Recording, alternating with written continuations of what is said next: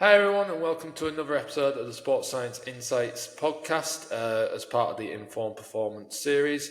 Today, I'm joined by Mitch Cholewinski, which I've been practicing his surname for about 5 minutes before the start of this podcast. So, just like to thank Mitch for joining. So, Mitch, nice to see you, and thank you for joining. Yeah, I appreciate the opportunity. This is a podcast I've been listening to for a while, so it was a huge honor to be asked to be on here. No, and thank you. And again, it'd be good just as we start most of the podcast off, just to get the listeners to get a bit of your background and how you got to where you currently are at the University of Nebraska. It'd be good just to get a bit of your background, please, if that's okay. Yeah, so I'm well practiced in this with all the transfer portal recruiting we've been doing. So I've done this about 50 times in the past week. Too many times as well, probably Yeah, for the athletes recruitment wise. yeah. So I'm originally from Pittsburgh, PA. Grew up there, stayed there the majority of my life. Was there from an aspect of went to undergrad at Pitt, University of Pittsburgh. Did a little bit of a weird program. So I did a 3+2 program, so 3 years of physics, 2 years of chemical engineering. And whenever I was reaching the end of my time there, I didn't really know what I wanted to do. I had a couple different offers for jobs and nothing really screamed to me. So my research advisor, whenever I was at Pitt, my undergrad research advisor told me, hey, I want you to just apply for one graduate school for chemical engineering and then find one other topic or one other discipline that you really enjoy. And I always loved sports. I always loved being in sports. Was never good enough to do it at the next level. So for me, it was something that I got away from for about 5 years, and I could tell that there was something missing almost. So I started to look around, and I found University or Baylor University in their exercise science program, and they admitted me to start working on my PhD there. So that was going to be something completely different for me. I was moving down to Texas. I had no real direction of what I wanted to do other than was to start working in my exercise science PhD. And whenever I got down there, I was lucky enough to get tasked with trying to build some relationships inside of the athletic department and trying to get some research started in there. Whenever I walked over there, I was just told, hey, you're going to work with his Andrew Altoff. He was the director of applied performance at the time. And really, I was just going to help support him as much as I could. And much like many interns inside of sports science, applied performance engineering, whatever you want to call it, my job was just run around and collect RPEs and then collect the sweaty catapult vests after practice. But I worked there for 3 years. How did that compare to your physics and chemistry degree? Well, between that and walking into a Division I college football program for the first time I've ever been around anything like that, the the people I spent time with in my physics and chemical engineering courses were not anything physically like our Division I athletes down at Baylor. So that was a little bit of a wake up call from that aspect too. So it was a fun change, to be honest with you. Even though I was running around, had to completely sanitize my arms after running around with all the catapult vests. It was a fun change. It was a really fun change. But I worked there. I worked with football. I worked with baseball. Did some work with soccer. Kind of just worked a whole bunch with a bunch of different sports whenever I first got there, just to try and help out where I could and learn what I could. So worked there for 3 years. Had a couple of different coaches during my time there with football, and then I was fortunate enough to get an opportunity to go down to the University of Texas and work for Texas football for 2 years. So it was a unique situation there too. I was coming in as the start of a new program with a new head coach. Was there in a 5-7 season, and then my last year there was 8-5 with a 8-4 in the regular season with the bowl loss.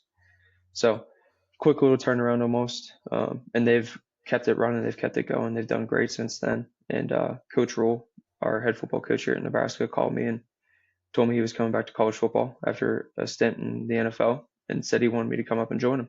And during my time with Coach Rule and his staff, that's where I was like, man, Coach Campbell, our head strength conditioning coach, Corey Campbell, he's one of my better friends. And the opportunity to work with him every day, and his office is right next to mine. I couldn't pass it up. So it was good to come back, be with family, be with former players, be with former staff members I worked with. Some of my former athletes that I coached on their rack whenever I was there are now some of our coaching staff. So it's a cool opportunity that I just couldn't pass up. And I came up here and been here since January 2003. So just over 2 years. You know you're starting to get a lot of experience in this game when your athletes are becoming the coaches, and it's a complete different relationship that you have to form with them as well now, isn't it? Yeah, and it's fun too, right? Because like the relationship I had with all these guys whenever they were athletes was I'm just the guy that they come to ask how fast did they run on catapult, right?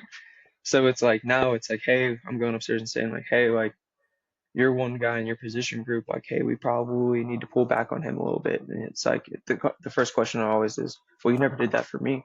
So it's like, and it's just a joking, like kind of like prodding, right? But it's like, it's a cool switch, right? Like you get to be more open with them. You get to be more of yourself around them rather than kind of like the coaching figure. So it's been a fun evolution. So, how did you find? I know we'll probably focus on American football like Mhm. during this conversation as well, but like you mentioned about Baylor getting the different experiences of the different sports. So, how did you find the environment of those different college sports compared to where you're currently working in now in American football space? Yeah, so it depends by sport, right? So with soccer, some of the questions, I was more of like a support piece from like the data analyst side of things, right? Like breaking stuff down, generating reports, helping for some insights that way. The question for soccer that I've learned there, and I guess it's the same everywhere else because I haven't worked with many other teams out there, is like I just want to know how fit our team is. How much distance did we travel? Turn that into miles, like turn that into a training tool for the athletes so that they know like, hey, like whenever you come back for spring semester, you need to be able to run X amount of miles. So like all winter, like don't just sit around and do nothing. Like we have a lot of time that we have to make up for. Um, Basketball was fun. Like I had a blast. He's no longer a strength coach there, but Jeremy for Baylor women's basketball, like he was a strength coach that was just so open and so welcoming. He wanted to know so much about like force plates and catapult and pull, or like he and I always had these great conversations, and we started working one on one with an athlete prior to me leaving, just profiling like every 2 to 3 weeks and saying, okay, like let's look at a counter movement jump, let's look at a squat jump, and let's look at a drop jump and start to play with some of the variables in her training and see how that impacts because we have all this time before she was eligible to play. So it was fun to kind of see the different questions and just kind of like the different things that people care about. Because for me, like I said, like I was coming into this and I knew nothing about any of this. So it was overwhelming at times, like how much I had to learn and how much I had to pick from different places and different sports and like change up my vocabulary for different coaches. But it was such a good experience and like it was exactly what I was looking for. It was just what I loved based in a lot of like the engineering concepts that we're looking for. So it was a blast. That's awesome. And I suppose like how have you actually found like obviously you come into the sports science field with Mhm. like physics and chemistry kind of background, but actually how have you found that transition? Obviously you talked about communication and language difficult, but is the underpinning knowledge transferable across the different sciences as well? Yes and no, right? Like obviously physics is going to help with anything movement wise, biomechanical wise, like all of that, right? So like that's that's a huge help for me just in understanding like certain things of like what are we looking for from different movements? Like how should the body biomechanically be feeling a lot of this, right?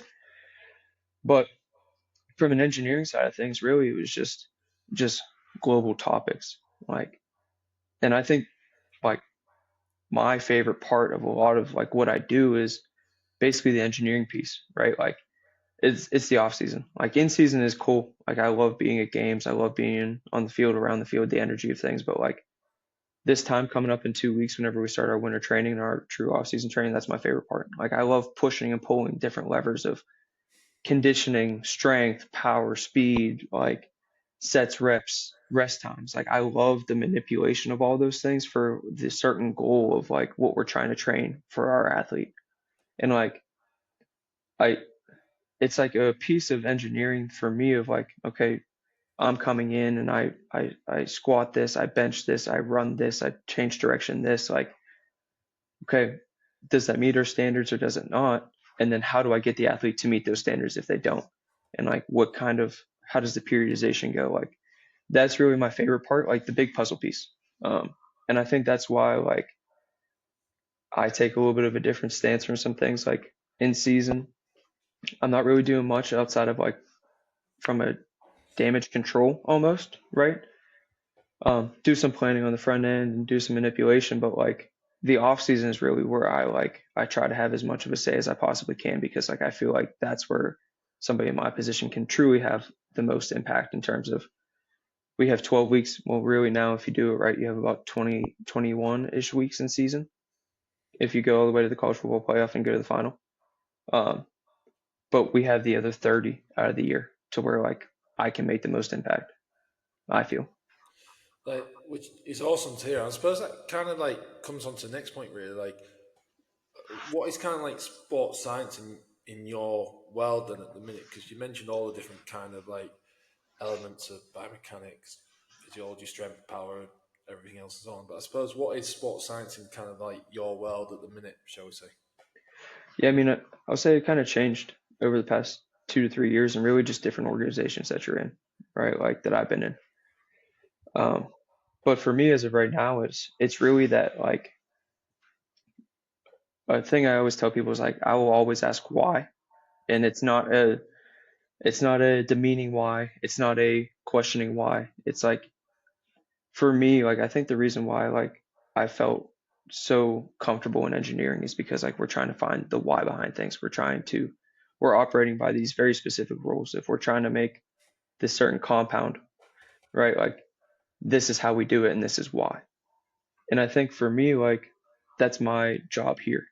It's for Coach Campbell, for Coach Rule, like my job is to always bring it back to the why and make sure that everything that we're doing aligns with that. So whether that's in measuring, whether that's in our training, whatever it might be, it's like my using my background in research, using my background in training, using my background in different sports. It's okay. This is the problem we're trying to solve. This is our proposed solution. And then we come in and we sit down and we talk about the why. We talk about, okay, like this is why I chose this rest interval instead of this. This is why I chose this loading pattern instead of this one. And really just sitting there and making sure like everything from a research standpoint makes sense, but then also too from a practicality standpoint, because they're sometimes they agree and sometimes they don't. And then going from it from that aspect.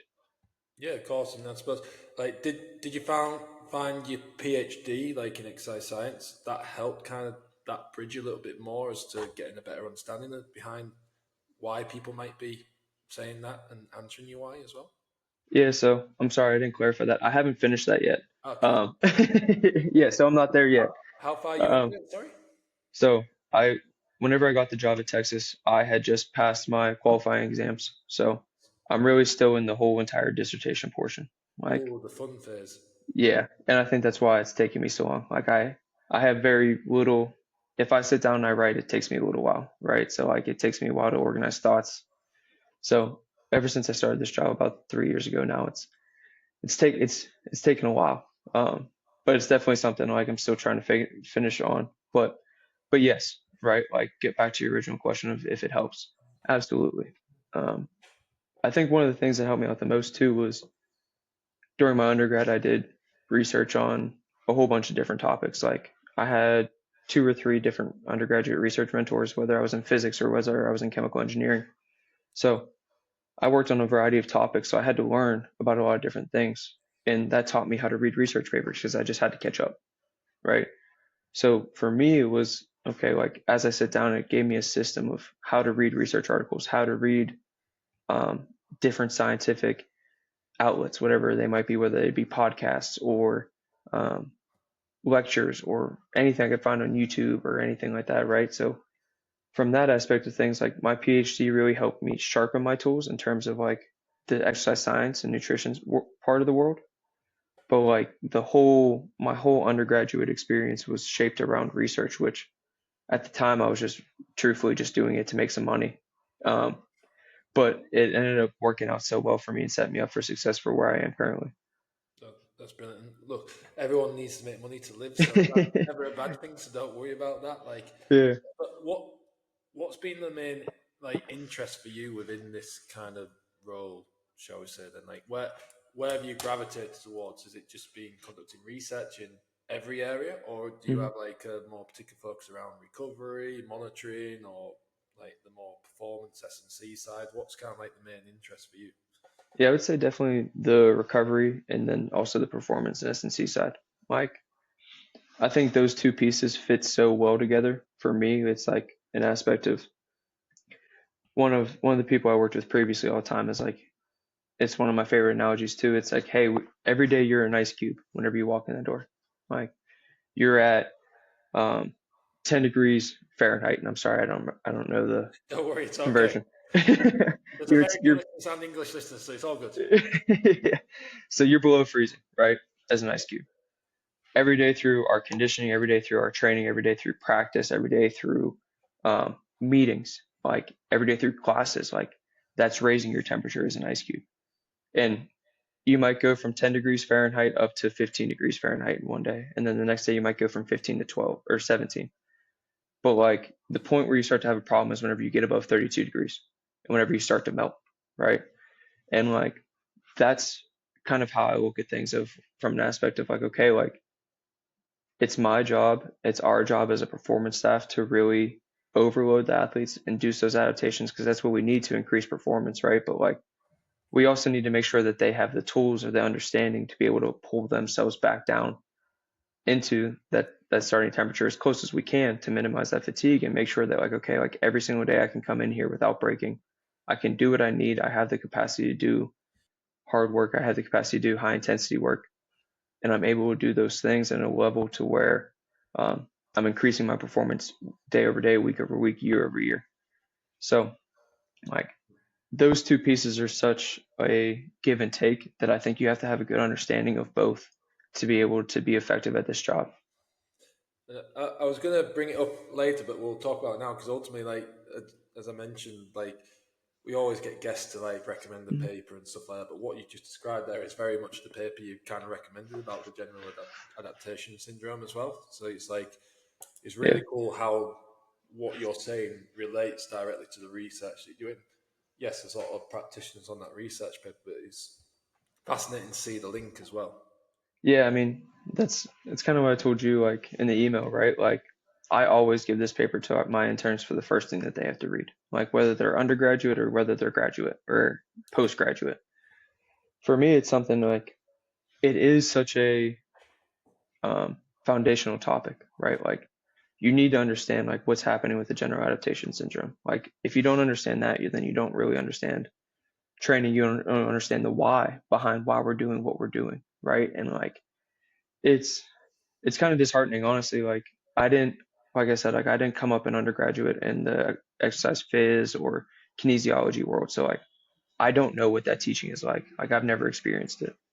But the amount of people that come to me and they just truly don't understand the general adaptation syndrome, or they can't even draw the graph, like it hurts my soul. Like because I look at that just like understanding calculus for an engineer. Like if you don't understand calculus, you're not going to be a good engineer. So like for me, like it's something that it just brings it back. Like everything has to come back to this understanding of if I push this guy this hard or this girl this hard, like what do I need to expect as the downstream effects from that? And like we can't continue to just push and push and push and push. We have to have times in there where we pull back. We have to have times where we allow for the adaptation and being smart in the whole annual plan of like as we're looking at our calendar, 52-week calendar, like where does everything fit? Where can we push? Where can we pull? And like how do we prime for competition?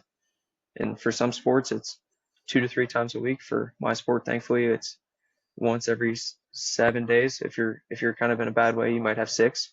And if you're in a different bad way, you have 14. So like it just kind of depends. Yeah, I was going to say, coming from a sport majority where we've got 3 games in like the space of a Hmm. week and stuff like that, like it's a blessing. It can be a blessing or a curse actually, like to have 1 game a week because, as you say, when you think about so the general adaptation, training load dose response relationship, it's all about that fine balance, and it's Hmm. when you've got a good consistent group of staff together, like what you have across the different programs, you just know how each other's work, so you can help get the best for the athlete as well. So And I think that's a big piece too. It's like my role is nothing if I don't have a strength and conditioning coach that I can talk to and have good general conversations with, and have it not be territorial, where it's like, hey, like I think this might be too much volume of sprinting this week and this week in the off season. Like, can we look at it a little bit differently? Or, hey, like this rep scheme, I think we might be a little bit better served if we did this instead, this early in the off season or this late in the season. And it's like, if I can't have those conversations with somebody, with a head strength coach, then like I can't have any impact on anything. And it's the same with our dietitian. Like if I can't give our nutritionist or our dietitian, whatever they're preferred to be called, like if I can't give them feedback on lean mass changes, if I can't give them feedback on body fat composition changes, like, and same thing with our ATs. Hey, this guy has a certain asymmetry in his hamstrings. His values aren't strong enough to be to our level where research tells us that we're more susceptible for hamstring risk. Like if I can't have those conversations and go in there and say these things, like whether it be return to play, return to performance, or just true performance training, like there can't be a holistic program. And I think that's one of the things that like I'm extremely blessed with here, and the ability to walk into any of these rooms with any of our directors or any of our staff members and be able to have that conversation, have it not be an attacking conversation, have it be, hey, this is just where we're at. How do we get to somewhere where we don't have to worry about this anymore? And I think that's actually a big missing piece of the general adaptation syndrome paper for me, and something we miss in sports science, like because it's not a objective scientific paper. It's actually and they talk about a lot within pedagogy kind of research, where the relationships you have with the staff, the player, they're the most important to either buy-in, getting your implementations done, and everything else as well. So, which probably brings on nicely to around, you mentioned about recovery strategies as well being one of your key points. I suppose like within a American football program within the college university space over there, like what does kind of recovery look like for you on an example 1 game week, as you mentioned? Yeah, so it depends by level of a guy, right? Like in terms of, whenever I say level, I just mean maturity. Um, so a huge guiding light for me is Robin Thorpe's paper, whenever he was looking at the recovery periodization and whether we're looking at structural or metabolic stress. So that's a huge guiding light for me in terms of like, hey, like the type of practice that we have for you today, this is what you need to do to be prepared for tomorrow. Or like this is more than likely based off your catapult data, because we're never going to know specifically, right? Like we're never going to be able to clearly say this was structural, at least in American football. This was structural damage, this is metabolic damage, unless we're doing something that's not typical, right? Because we're doing some type of contact, we're doing something constantly, right? So for me, like that's a huge guiding light in terms of, hey, on a Tuesday, that's our short area, high contact day. Like for some of our positions, this is what you're going to do versus this is what you're not going to do. Now, that's for the overwhelming majority of the team. Whenever we're looking at it from an aspect of like, what are the most typical, I always put them in the water first. I tell them, just like how meat and potatoes are going to be like your basis for your diet whenever you're up in our training table, like the water is going to be the basis for your recovery. We know it's the most scientifically backed. We know it's worked for forever. Like that's going to be like the thing that you're going to do all the time. Now, some of the stuff that we sprinkle on top of it, we're lucky enough here where like I basically run a health spa right across the hallway. So we have Normatec boots, we have sensory deprivation tanks, we have red light therapy with the Novathor beds, we have some products called Shift Wave, which is like a newer product that's kind of making its way into college football. But like, we do all these things, right? But like, it's about picking the whys for whenever we're doing them. And that's where like a product like, and I know you know Warren, but like for us, like Hydro has been such a thing for us where it's so easily used, and it can be applied for all of these different scenarios. And it's so flexible for us. So like with the BFR shorts, right, which is what Hydro is, for those of you that might not know, it's something for us where we have 115 pairs of them, I think now, in our roster. This previous fall was 150. So almost about a pair per athlete. But basically what our guys do is before meetings, after training, what they do is they just come in and they check out a pair. And the shorts are so beneficial for us because they're just compression shorts. You put them on, you strap them in, and we give them times. So based off of the research, we just go 5 minutes occluded, 3 minutes, 3 minutes not, and just repeat that 3 times. So it really ends up being somewhere right around a 28-minute type protocol, 30-minute type protocol. And for us, like it's been something that the guys actually feel an instant effect. Because if you do BFR at high occlusions, like you feel the flushing effect. And it's like I've always found that the guys have to have something like physical to root it to for them to feel like it's working. Like if we're just doing like a stretch routine on the turf, like yeah, they might feel a little bit better while they're doing it, and then they come and they sit in the locker room and then they stand back up and they're stiff again, right?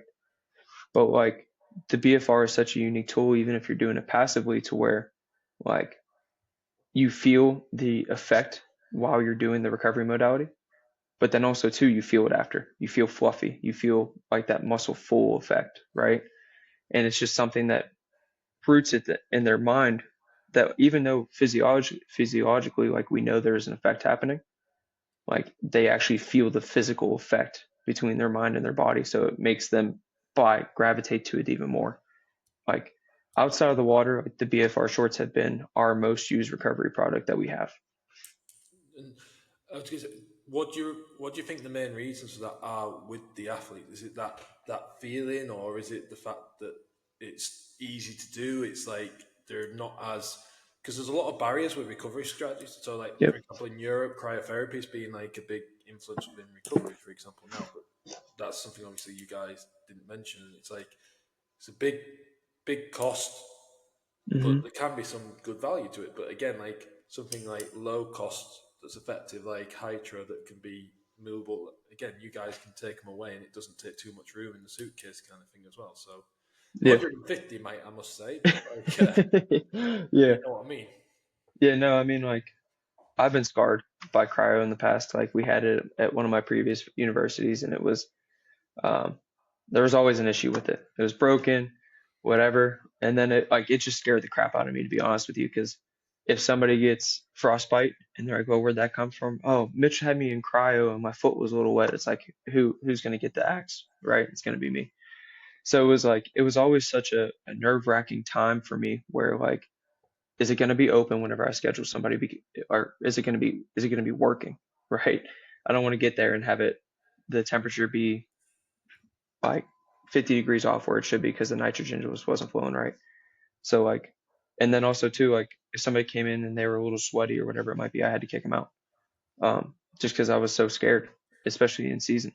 Um, but like with Hydro, like I think it is back to your original question. I think it is a little bit of both, right? Like the guys feel it, but then also it is so easy. So like one of the things I love doing, especially for our guys that have tendonitis, or one of the things I really found it was really helpful for was guys that had a higher risk for hamstring strain. We would get them in the shorts during their meetings prior to practice, and they would do the same protocol, just passive occlusion and reperfusion, and we would just let that roll. And then they would come down here, they would do some active work, just some stretching, foam rolling, tantrums, and then we would do some stim. And then like the incidences of those hamstring strains for those guys, like they felt great, they were running faster, they were able to handle more volume, like we were doing great. And then whenever they would forget to wear the shorts during the meetings, or whenever they would just run out of time, like they would start to tighten down a little bit earlier. And now that might have been a placebo effect, that might have been whatever it was, but like I saw how they were able to handle so much more volume. I saw how they were able to handle so much more intensity whenever we were doing these things, to where like now I pass out shorts like they're candy. Like guys are loving it. Guys use it constantly. We've started to stack it with the contrast therapy. We've started to stack it with cold therapy. Just kind of like some of these things that Hydro feeds to us. Like we're we're like I'm grabbing at the bit of everything that they do. Like it's been such a huge tool for us, and it's been so extremely helpful for us. Like whether it be, and not even just in recovery. Like we even have like some of our guys wear them during training. Like from an aspect of, hey, we see a big muscle mass asymmetry in your left and right leg, like wear your Hydro shorts during training, and you're going to get a little bit of extra work in that. You're going to do some quad extensions in that leg that's underdeveloped. with BFR on, and like that's how we're gonna roll. And like that's how we're gonna try to make up for some of that. We're gonna try to make up some more volume that's not gonna be overly taxing and gonna take away from the main point of training. But like we're gonna start to supplement some things inside of there for you. So like it's been something that we've latched onto hook, line, and sinker here. I'm trying to find a better way to use the shirts as well because they make BFR shirts. So like for our QBs, looking in ways to kind of do some of that stuff. If you just look at Warren's LinkedIn, shout out to Warren. Introduce us. I have to thank him for this, but shout out to Warren again. Unfortunately, his LinkedIn is full of him constantly doing bicep curls and trying to get a pump on with the BFR. So they can use it for beach season, but yeah, it's Yeah, the yeah. practical application of using it in applied sport because BFR was always like used. So again, like we used it heavily within like rehabs and trying to Yep. gain muscle mass quickly and everything else, like you talked about. So it's really fascinating how it's become such a used recovery modality, probably because of the feasibility and the Hmm. accessibility to it now, like through something like Hydra, whereas compared to the the criteria measuring the gold standards of like your BFR kind of machines, that's one Hmm. athlete cables there to get the pressure right, and it's to do it with 150 athletes all at once. It's a bit of a different barrier, shall we say? Yeah, and I mean like getting back to my point before, like the why behind the science of using it for recovery just makes so much sense too, right? Like it almost upsets me a little bit that I didn't think about it prior. Like all of the reasons that we're using it for training inside of rehab, right, and return to play, like they match with what we're trying to do in our recovery process. Like the why behind the science of it and like the reason why you want to use it, like just lines up so well that it's a no-brainer for me, to be honest. Yeah, and that's why it's great to hear how that like has influenced like kind of your program and like the way that you work and probably will work in the future as well. And like Mm. as other systems and solutions evolve, then that might influence it as well. Is there anything like that you go at the minute like that's that's missing in my world, like as a coordinator of sports science in your field that you go, I wish we had that for this reason. So we know the why, but we haven't got what can answer the why. Yeah, I would love to have a heart rate monitoring tool. So for me, it's just trying to figure out how to handle contact, right? Like obviously during off season, it's pretty easy. We can just figure it out from there. But being able to consistently wear it during the season, because I think that that's where the majority of the value would come from, right? Like obviously in the off season, we're looking at um, the recoveries, a heart rate recovery. We're looking at pushing maximum heart rate. We're looking at these different types of variables that we can manipulate depending on the type of year. But like without having a guiding light of this is what we're doing, this is what it looks like during fall camp, because that's my philosophy too. Like I don't try to prepare our guys for the football season. I try to prepare them for fall camp and then let fall camp prepare them for the football season. So like without having something that I can like I know during the season and feel comfortable with them wearing during contact, like I just I don't know how to I don't know that the feasibility of doing it or the collection behind it. And like Joe Club talks about all the time, and she wrote an article about like the benefit cost analysis. Like I don't know where it works for me depending on that piece. Like if I don't have it during football, which is the main thing, then where am I heading towards and what am I trying to manipulate from that aspect? So just like how we use our catapult system, like I know that these are the volumes of running that we're going to hit. I know these are the high velocity efforts that we're going to hit. I know these are the maximal velocity efforts we're going to hit. And we can prepare them for that. But if I don't have that from a heart rate aspect, just collecting it during training is just a nice to have type of piece. And it's not going to give me enough benefit to outweigh the cost. Yeah, because and again, coming back to that like adaptation and dose response conversation we had earlier as well, heart rate's been the key measurement even since the late 90s. It makes me feel old because that's when I started. Even like the early 90s, late 90s, when heart rate was the only thing we had to use in RPE. I suppose like because of like the different like technology companies are changing like the location of heart rate belts, they're putting them on the arms, they're putting them in like different locations, trying to use ECG straps. But when it comes to contact sports, it's really hard to get those measurements as well. And even like when you start looking at alternative to like monitoring physiological response or response in general, like I talk a lot about mechanical response in my day to day. It's really difficult to get that within the field of practice, but then also monitoring athletes remotely. And I suppose like because you guys have got relatively short season compared to other sports. And Yep. so, and I know the NCAA has certain rules and that prohibits you to kind of do any like remote monitoring. Is there any way or how you kind of workflow that, which we'll probably then wrap up after that as well? I just noticed the time, so it's great conversation. So thank you, Mitch, as well. Yeah, So of course. yeah, so how do you go from keeping athletes fit in preparing them for that fall season and Mhm. camp when they're with you, but also when they're away from you as well?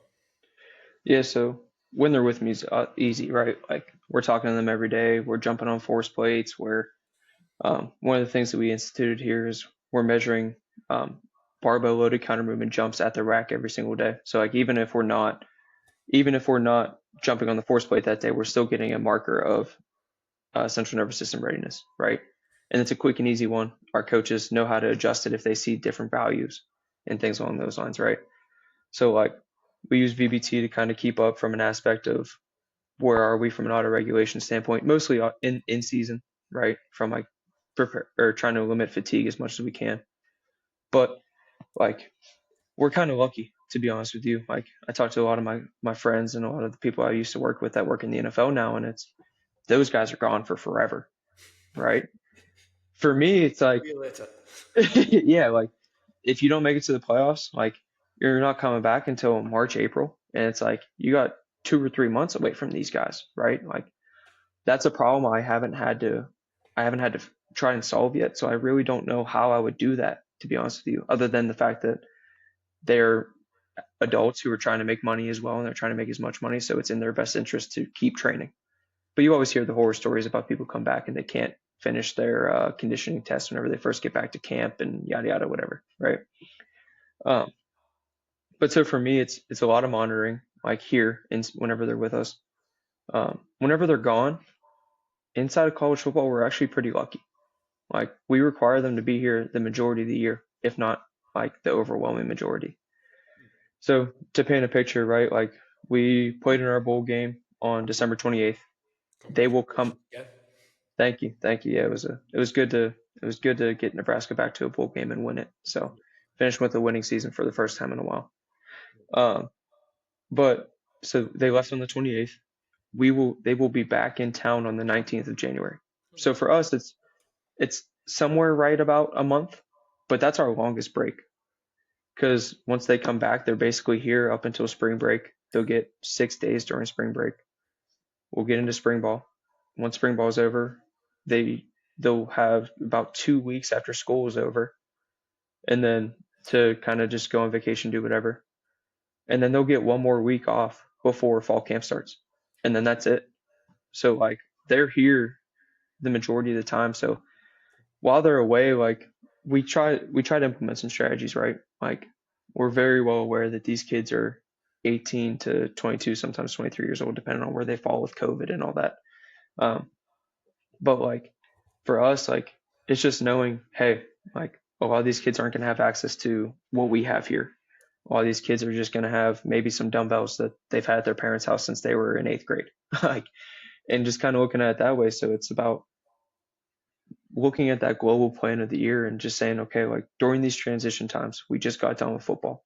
What do we actually need them to do right now? Well, the only thing we actually need them to do right now is start to restore that range of motion. Maybe do a little bit of hypertrophy work, like, hey, let's do some burnout sets of curls and push downs and push ups. And maybe every once in a while go out there and try to do a 20, 30, 40-yard sprint just so we could try to keep the hamstrings conditioned as much as we can, right? So, like, it's having conversations with them. It's giving them tools to where they have a workout plan, whether that be a PDF or a daily text or a daily phone call for some of these guys, right? It's just for us. And then whenever they get back, it is about that measurement piece, like the assessment piece. Hey, like, especially for our guys that we are known soft tissue guys. So if I know that somebody has previous injury at the hamstring or at the groin or at the hip flexor, like before we sprint, like we will be doing some type of analysis, because the last thing I need you to do is your first day you come back here, or your first week you come back here, we do a 20-yard sprint and you're just not prepared for it. And then we have a 14-day, 18-day hamstring that we're nursing whenever we should be just like working back into our training program. So like, it's about knowing the risk for us. Like, it's about knowing, hey, this is what this guy is going to be susceptible to whenever he comes back. It's about knowing what are we asking them, and then just being smart with the first couple weeks back. Awesome. Mitch, I really appreciate your time and taking the time out of like a busy recruitment schedule as well as working as well. And we even got an athlete coming in before the call as well. So appreciate your time, and I just want to thank you on behalf of like everyone and the listeners. And yeah, hopefully all the listeners have enjoyed it, and stay tuned for another episode at some point. Thank you for your time, Mitch. Appreciate it. It was a blast. Like I said at the beginning, it's a podcast I've been listening to a lot over the years, and it's a huge blessing and honor to be on it. So thank you.